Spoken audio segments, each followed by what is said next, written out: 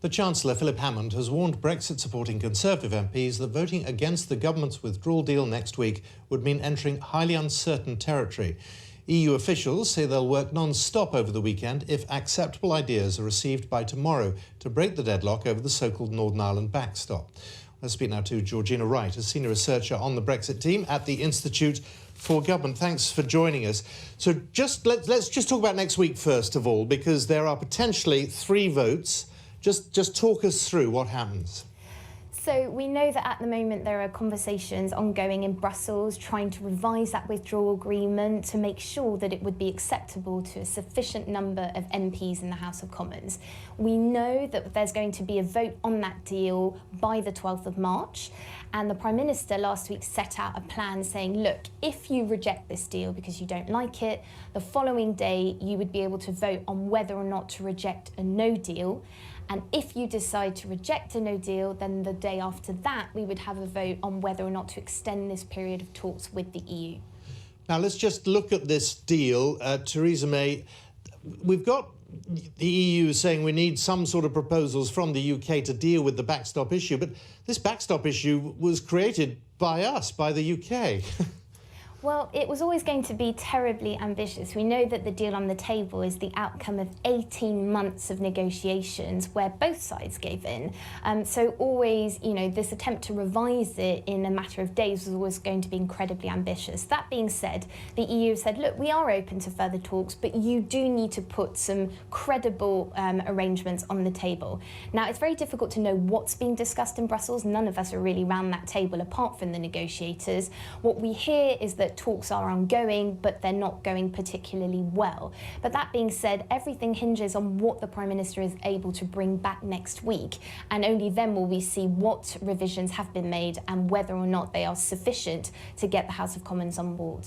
Now, when we talk about the backstop, I mean, if we put ourselves a year, 3 years hence, and the deal's gone through, and we are importing, let's say, for the sake of argument, chlorinated chicken from the United States because we've done a deal with the United States.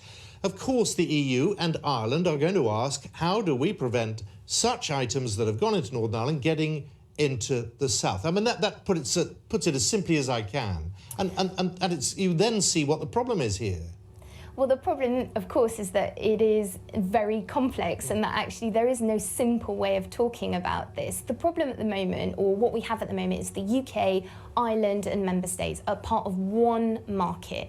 Now, if the UK gets out of the single market and customs union, inevitably you're going to have checks.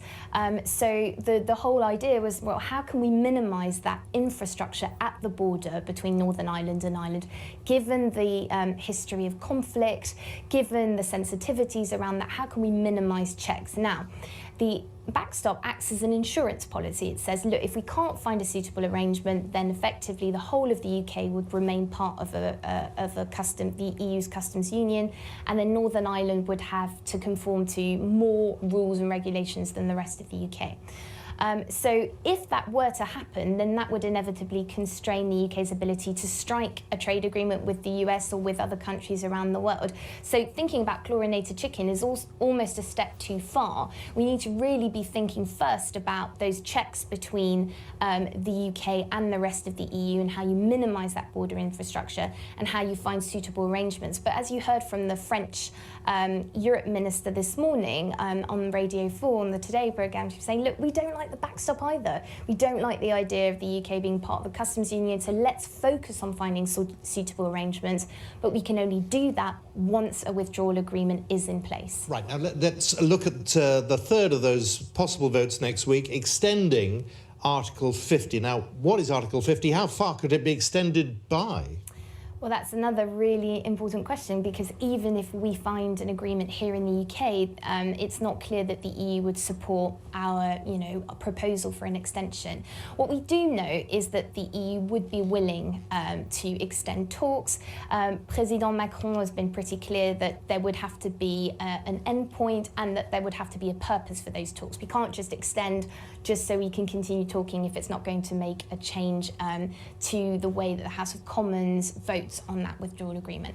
That being said, we have the European Parliament elections in May, and so that's going to be an important point as well, because if the UK remains a member of the European Union past May and past July, when the new European Parliament sits for the first time, the UK might have to have elected representatives in the European Parliament. So do we organise elections here? Do we appoint national representatives? These are questions that will need to be answered now before we can realistically talk about how long that extension should last.